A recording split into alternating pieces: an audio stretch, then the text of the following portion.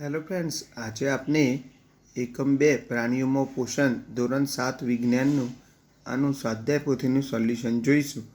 તો શરૂઆતમાં જે MCQ આપેલા છે એ પ્રશ્નોના જવાબ તમે જોઈ શકો છો, જે આ રીતે રહેશે। બરાબર, હવે આપણે જોઈએ તો જે ખાલી જગ્યા આપી છે એના જવાબ આ રીતે રહેશે।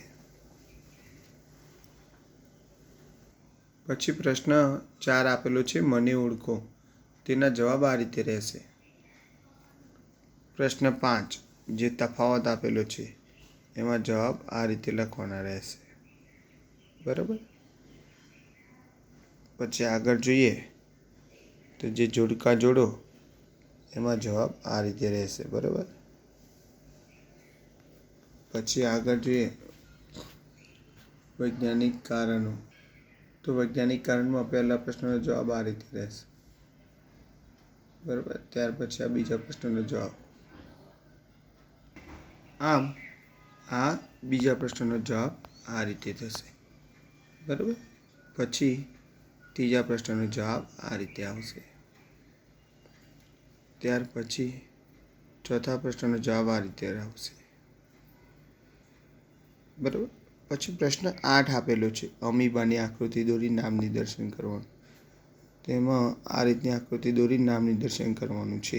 તમારે પુસ્તકમાં પણ આપેલી છે આકૃતિ, ત્યાં જોઈને પણ તમે દોરી શકો છો। પ્રશ્ન 9 એમાં આ રીતની જે દાંતની આકૃતિ છે એમાં તમારે જે વચ્ચે બોક્સ છે એમાં આ રીતે લખવાનું રહેશે। બરાબર, અને એની કાર્ય આ રીતે લખવાનું રહેશે। બરાબર,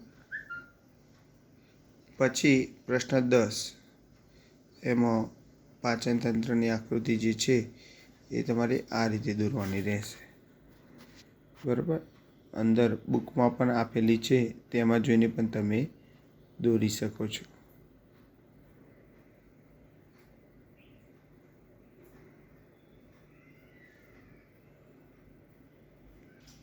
ત્યાર પછી પ્રશ્ન 11 એનો જવાબ આ રીતે રહેશે, તમારે લખવાનું।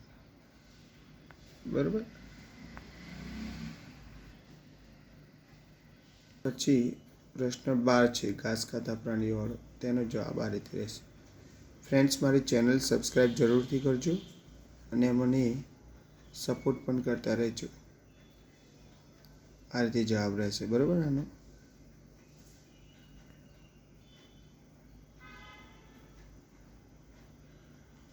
પ્રશ્ન 13 એ પ્રશ્નનો જવાબ આ રીતે લખવાનો રહેશે।